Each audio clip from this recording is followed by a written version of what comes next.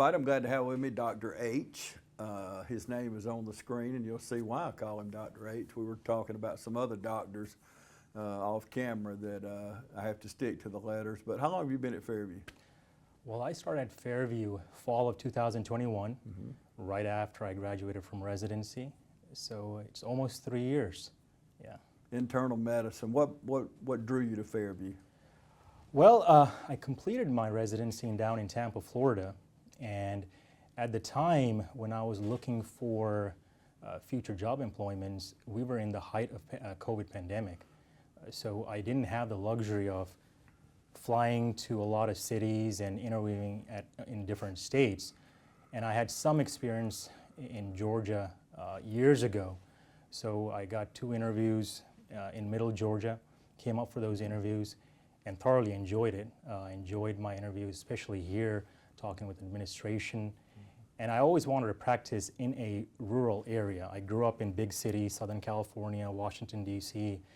And in my heart, growing up, I always felt like, for some reason, patients in rural communities are kind of left alone. They don't get the best medicine. I wanted to change that. And looking back, I feel like that's one of the best decisions I made coming here. Yeah, and I think you have changed it. You've already made an imprint on this community, and we're glad you're here. We're going to hang on to you now. Don't try to leave. So we want to talk about dementia today, talk about Alzheimer's. It's a disease that you don't die from, but you do die from things to go with dementia or Alzheimer's. It's usually, I've had a couple of friends pass away, it was pneumonia. A lot of people do have that because they're bedridden. And you can talk more about that. But you have something in front of us here. Let's talk about, first of all, tell our viewers, what is Alzheimer's? What do we know about it? Yeah.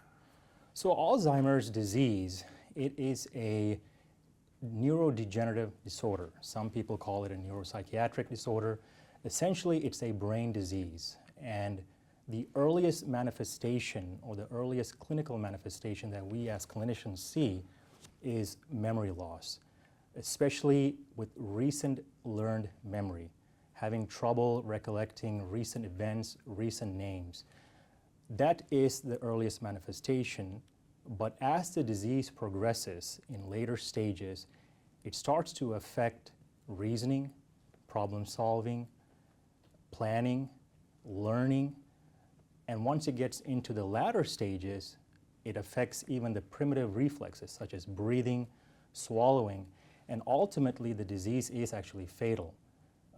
But when I talk with my own patients, and in fact, remarkably, this week alone, I diagnosed 3 patients on the floor. These were all admitted patients to the inpatient side, and the families were not aware that their loved ones were going through symptoms and signs of Alzheimer's. And all 3 patients, sadly, and which is the common reoccurrence, is when we find these patients, it's usually in the middle to last stages, unfortunately. And I think this topic is very important. Right now, the US, we spent about $200 billion a year on treating this disease. Globally, it's about $1 trillion. And the statistics, the literature shows that by year 2050, if we do not change our way of management of Alzheimer's, it's going to cost us, the US alone, about $1 trillion a year. It is the 3rd costliest disease that we treat in the US, $200 billion a year. And it has far-reaching ramifications because there is a tremendous caregiver burden. And I want to get to that a little bit later on in terms of how we can reinforce and encourage the caregivers to have a better coping mechanisms in treating their loved ones. But I do want to give you a holistic understanding of Alzheimer's, especially at the pathological level, because what some people kind of confuse this disease with is normal aging. With normal aging, there is expected occasional memory lapses, occasional trouble solving problems. But the key is it does not disrupt daily life. And that's a major distinction with normal aging and Alzheimer's, or in Alzheimer's, whichever facets that's affected, it disrupts daily life. Specifically, for example, completing daily tasks, grooming yourself, toileting, bathing, putting on your clothes, preparing food. In the middle and latter stages, there is a disruption in these activities, and they are functionally dependent on their caregiver to do this. They have problems with learning new visual images, learning spatial arrangements, and this is why you'll see patients with Alzheimer's, they'll drive right through the stop sign, or they'll drive right through the red light, because they have a difficulty with contrast and color and recognizing images. Another facet is problem solving. So for example, let's take a lady who's she's in her late 70s. She follows a familiar recipe to cook something. She's done this for years. Now all of a sudden she has trouble following that familiar recipe that she did for years, and she may forget simple things. And early on she can catch it, but later on she will not catch it to the point where she may leave the stove on. In terms of confusion and frustration, what we notice with these patients is they also have a tendency to lose things. And in a normal patient, if they lose something, they can retrace their steps and find it. With Alzheimer's, they will lose usual items in unusual places. For example, with normal aging, someone may leave their keys on a desk or a table. With Alzheimer's, they may leave their keys in the refrigerator, in the microwave, or in the washing machine. So I want to paint a distinction between normal aging and Alzheimer's. But we got to take a quick break. We'll come back right after this. That's incredible. Home is more than a place. It's full of the people and moments that matter most. Providing for loved ones, expanding your horizons, or simply living the life you love. With all you have to protect, choose insurance you can count on, so you can experience more of what you live for. Country Financial. Experience more.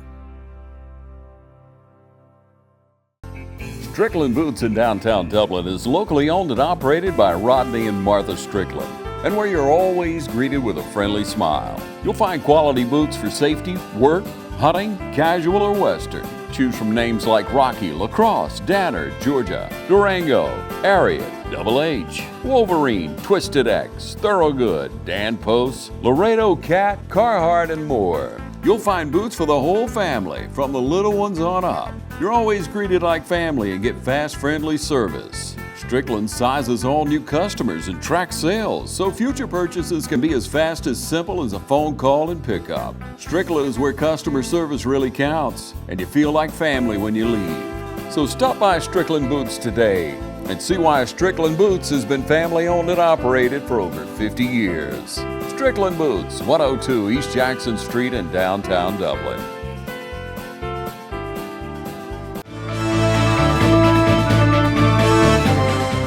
With Alzheimer's, there are three broad stages. There's the preclinical stage, there's the mild cognitive impairment stage, and then the last stage is the onset of dementia itself, which is further broken down into mild, moderate, and severe.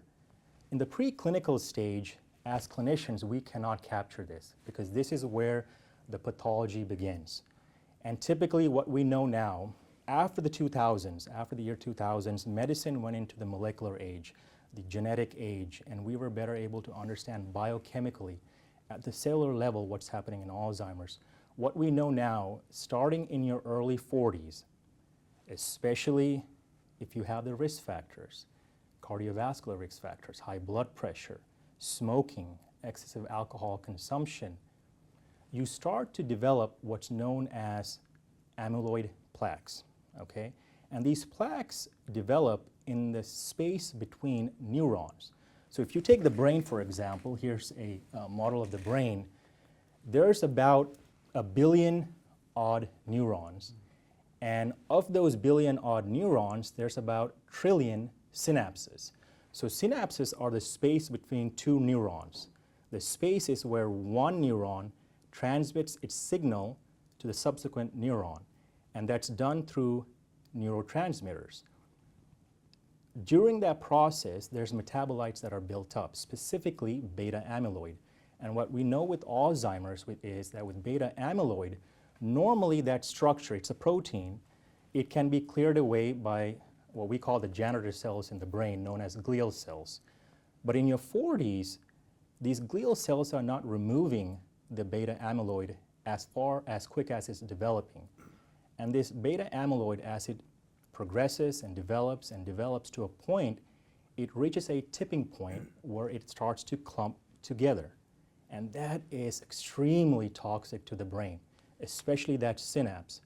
Once that occurs, it destroys over time those two subsequent neurons. And what we see early on is the memory. Now, deep inside the brain, there's a structure called the hippocampus. The hippocampus is responsible for recent memory.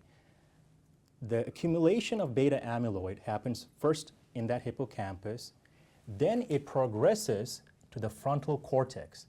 And the frontal cortex is really what distinguishes humans from other animals. And in the frontal cortex, we have executive functioning, we have reasoning, we have thinking, higher thought, planning, problem solving. So you can imagine when you have this accumulation of beta amyloid plaques that are so toxic, it destroys the frontal cortex, parts of the frontal cortex. And what we notice on neuroimaging, CT scans of the head, MRIs of the brain, PET scans that specifically look at beta amyloid, the brain has atrophied. And this is what I noticed with my own patients this week. They were admitted for something else, and I looked at their CT scans, and the brain has shrunk. I mean, that has nothing to do with the heart failure. That's Alzheimer's. And it's just fascinating to see the difference between a healthy brain and an Alzheimer's brain. If you put a slice of a normal brain and an Alzheimer's brain next to each other, you see that atrophy, and it's so dangerous. So beta amyloid plaque deposition is one hallmark. Another hallmark is the accumulation of tau proteins. So beta amyloid occurs in the middle of the synapse, in the middle of the two neurons. Tau proteins occur inside the neurons. Normally in a healthy brain, the tau proteins are responsible for transmitting signals down the length of that neuron. But in Alzheimer's, those tau proteins become toxic and sticky, and it prevents that normal transmission of the electrical signal. So that's the second hallmark. In fact, at academic centers, we can check for biomarkers of those levels.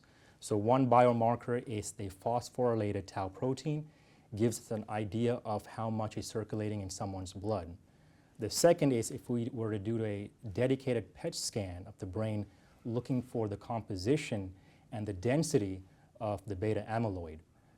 Now I mentioned the frontal cortex that occurs in the middle stages. Also, what happens is you have beta amyloid toxic plaque deposition in the parietal lobes, the temporal lobes, and even the occipital lobe. And the occipital lobe, which is the lobe in the posterior part of the brain, is responsible for vision, okay? And this is why we see patients with Alzheimer's having difficulty with vision, spatial arrangement, identifying new visual images. And sadly, in the very last stages of Alzheimer's, the beta amyloid plaque deposition occurs in the primitive structures of the brain, the pons, the medulla oblongata, and the cerebellum, which is responsible for respiration, breathing. Okay, you mentioned that you had a loved one who passed away from pneumonia. And these patients, when they cannot breathe normally, it's an unconscious effort. You and I, when we wake up in the morning, we do not think to breathe.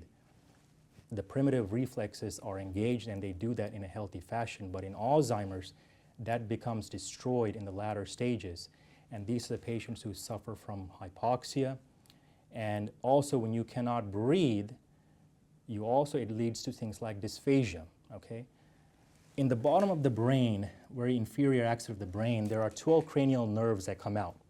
Those cranial nerves are responsible for a lot of daily activities, that things we don't even think about, such as swallowing. And this is an aspect I really emphasize to my patients with Alzheimer's, when they're admitted to the hospital, and I notice they're in the middle and latter stages, but they're suffocating on their food. They're not swallowing their food. That's because the esophagus, your food pipe, is innervated by those cranial nerves. But in Alzheimer's, those cranial nerves which innervate the food pipe are damaged. So now they cannot swallow and they aspirate. That aspiration of gastric acid or the food contents into the lungs is very dangerous. It's what we call aspiration pneumonia, which can lead to sepsis, severe sepsis and septic shock. So just like you mentioned early on, the outcomes, the deleterious outcomes of Alzheimer's, patients end up dying from those complications. I mean, the disease is fatal. Interesting story about Alzheimer's, and some people may not know how this developed, the actual disease. There was a patient by the name of Auguste Dieter. She was born in the late 1800s, and around 1901, when she turned 50, she started having memory issues. So her husband admitted her to a psychiatric hospital. They were living in Germany. And at the time, there was a physician, a psychiatrist, also a trained neuropathologist. He went by the first name of Alois. And this patient became Alois's subject. And he studied her for quite some time, and he noted, the first thing he noted with her was she had a problem remembering new names.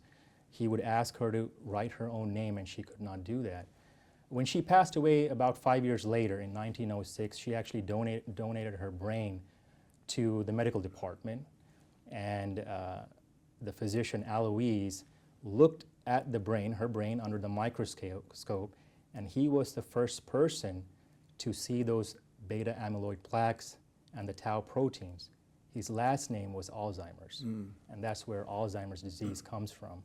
Let's take another quick break and come back. I got so many questions I won't get to, but so many. Let's take a quick break. Hi, I'm Tom Dominy. Here at Dublin & Nelson, we pride ourselves on providing the industry's highest quality products at the most competitive pricing. We are a full-service wholesaler specializing in plumbing, irrigation, and industrial products. With a staff that collectively offers more than 50 years of expertise, our team knows your industry, and we can answer your questions and help you get the parts and equipment you need. From mowing to Renee, we carry the plumbing, irrigation, and industrial products you need from the brands you trust. We also carry a great lineup of Milwaukee tools. At Dublin & Nelson, our goal is the long-term success of your business. We achieve that goal with a simple commitment, doing things right, one customer at a time. If you have a question, or if you're looking for a hard-to-find part, give us a call. Our experts are ready to help.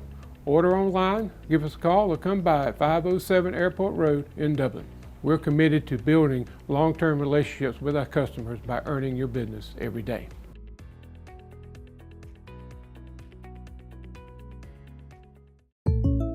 Another reason to be a good driver is saving money. Yeah, the Drive Safe and Save app can help make your car insurance more affordable. Yes, Toby.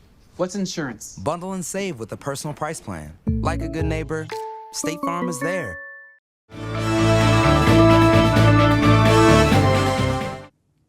Another thing with Alzheimer's, and I want to get into the risk factors here because I really want the patient population to understand what our lifestyles lead to in terms of the risk factors for Alzheimer's. In terms of risk factors, there is a rare condition, a very rare condition called autosomal dominant Alzheimer's disease. If this occurs, it's typically we see Alzheimer's in the early 30s. However, this is extremely rare. Majority of the patients who develop Alzheimer's is sporadic. It's not a genetic predisposition. We see the earliest symptoms in the early 60s, and then the middle stages in the 70s, and then the latter stages, the fatal side, in the 80s. What we notice in the early stages in terms of risk factors is there have been autopsies done now for a long time on patients with Alzheimer's, and they found that 80% of the patients who had Alzheimer's also had cardiovascular risk factors. So what are the cardiovascular risk factors? High blood pressure, diabetes, high cholesterol, smoking, and excessive alcohol consumption. So all the things that lead to heart disease, all the things that lead to stroke, are the same risk factors for Alzheimer's disease, because it's a lack of oxygen supply to the brain, lack of proper glucose nutrition to the brain. So this is important because we know when patients ask me, how can I prevent Alzheimer's? And I tell them, well, it's just like preventing heart disease. It's just like preventing strokes. It's just like preventing chronic kidney disease. You got to get your blood pressure under control. You got to eat a heart-healthy diet, a Mediterranean diet. You got to exercise, reduce the level of alcohol consumption, and quit smoking altogether. So those are some major risk factors. And another thing I want to touch upon with Alzheimer's is caregiver burden. Okay?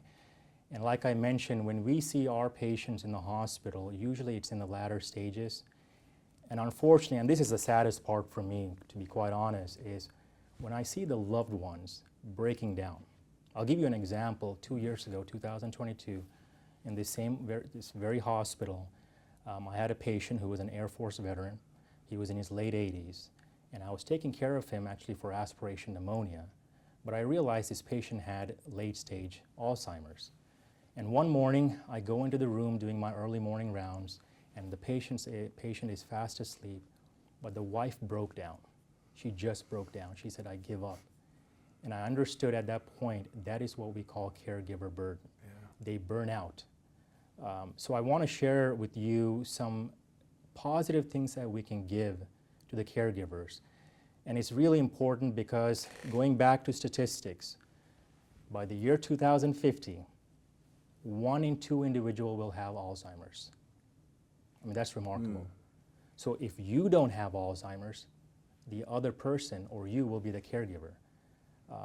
And some of the positive things that we can do when we take care of Alzheimer's patients, especially the loved ones, is you want to be extremely passive. Because in Alzheimer's, these patients can become easily restless, agitated, aggressive, and even to the point they may accuse you of doing something wrong. They might accuse their spouse of adultery. They might accuse their loved one of stealing things. So you really want to take a gentle voice and a caring touch when taking care of Alzheimer's patients or your loved ones. One very helpful thing you can do is give ample time, okay?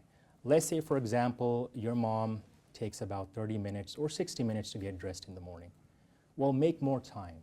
Give her about 2 hours.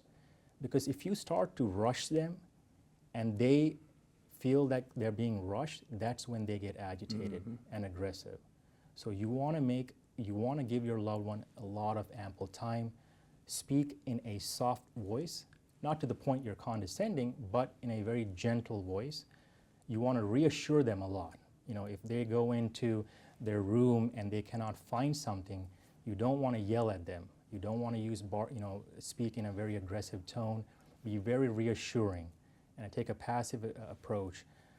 The other thing is understand their normal routine, okay? If you find that your loved one, for example, is a late riser, you might want to make a doctor's appointment in the afternoon. You know, if they're waking up around 11 o'clock, you don't want to make an appointment around 8 or 9 because that disrupts their brain and their normal activity. Also, you want to simplify the environment, okay? And what do I mean by that? You know, patients with Alzheimer's, especially in the middle stages and the latter stages, they get easily confused with simple activities. So if they go into their closet and they have to pick out a attire to wear that day, and if that closet is extremely cluttered, there's too many clothes in there, they will get easily frustrated. So as a loved one, what you want to do is you want to clean up that closet, use less items, make it simple for them.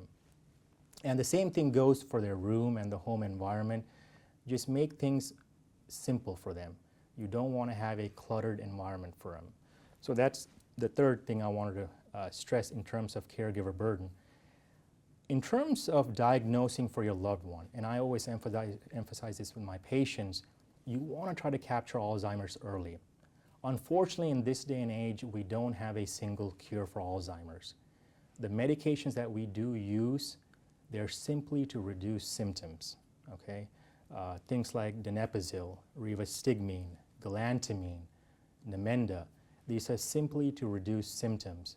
So if we can catch these patients earlier, we can start these medications earlier in hope of reducing symptoms and try to avoid that abrupt aggressiveness, the confusion, disorientation that occurs in the middle stages. And how do we do that? Well, if you find that your loved one is having lapses in memory, lapses in problem solving, lapses in carrying out familiar tasks, I would highly recommend they get referred to a neurologist. Because in the neurology office, and we do this as internal medicine physicians as well in the outpatient clinic, we can do a physical exam, so a specific physical exam looking for coordination, memory, muscle tone, speech, eye movement, and balance that actually gives us a fairly good understanding if this patient has a type of dementia or more commonly Alzheimer's. Now there are other types of dementia, Parkinson's disease, frontotemporal dementia, Pick's disease, Creutzfeldt-Jacobs disease, but the most common is Alzheimer's disease. So the physical exam and the medical history will give the clinician a lot of information.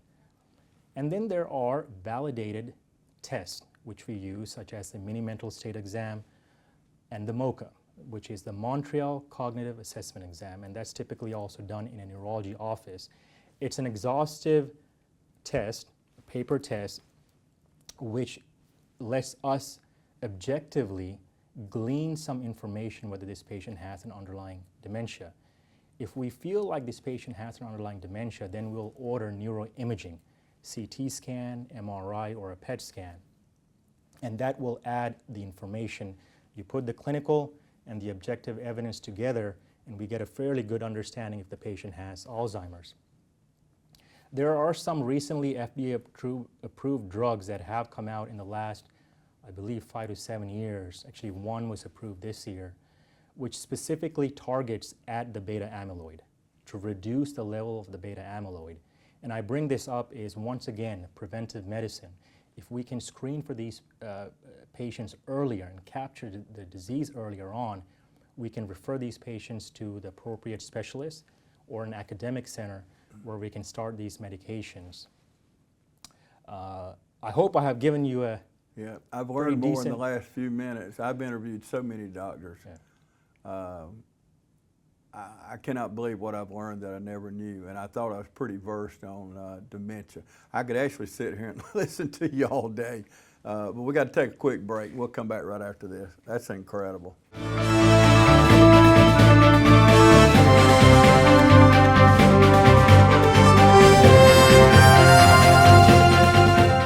The weather's heating up here in Middle Georgia, and the deals are hot at Dublin Nissan. So when you come in, look for the red tag specials like this Nissan Altima or the new restyled 2024 Frontier. So come into Dublin Nissan during our red tag sale and take advantage of 0% financing or up to $10,000 savings off of MSRP. At Dublin Nissan, get rates as low as 0% financing on the 24 Rogue. And remember, Don sells Nissans well, only at Dublin Nissan. Hi, I'm Dr. Dustin Gay. I'm a local orthopedic surgeon with Houston Clinic Orthopedics, and we'd really like to invite everybody to come out to our new office facility to take a look at it. It's a larger space with physical therapy, and we're just excited to have it, and we'd love for people to come out and visit us. Come by and see us today at our brand new location, the Houston Clinic, Medical Drive in Dublin.